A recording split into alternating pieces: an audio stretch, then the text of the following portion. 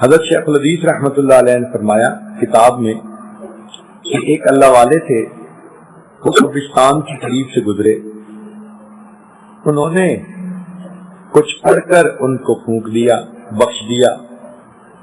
چنانچہ رات کو انہوں نے خواب دیکھا کہ اس قبرستان کے سارے موتا اکٹھے ہیں اور ایک بندہ آتا ہے، اس کے پاس ایک گٹھڑی ہے، وہ کھولتا ہے تو سارے موتا، سارے میت اس کی طرف بھاگتے ہیں، ایک بندہ اپنی جگہ بیٹھا رہتا ہے۔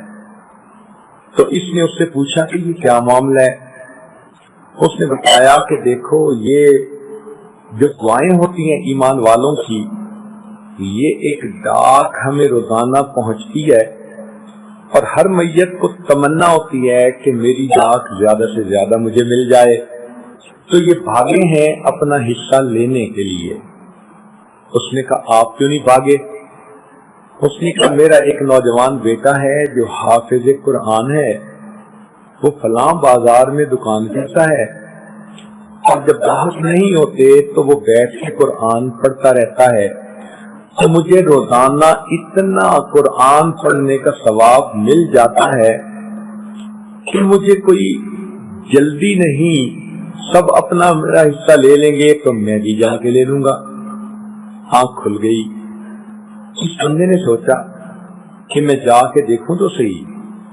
اس بازار میں گیا، دیکھا کہ نوجوان ہے، دکان پہ بیٹھا ہے، گاہک ہوتے ہیں تو وہ اپنی چیزیں بیچتا ہے، گاہک نہیں ہوتے تو وہ زیر لب قرآن پڑھ رہا ہے۔ سمجھ گئے کہ میرا خواب سچا تھا۔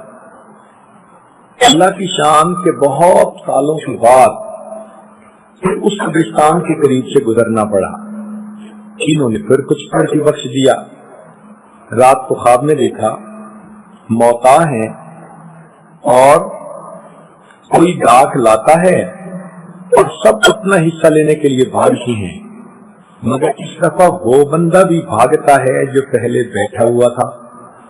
انہوں نے اس سے پوچھا کہ کیا بنا؟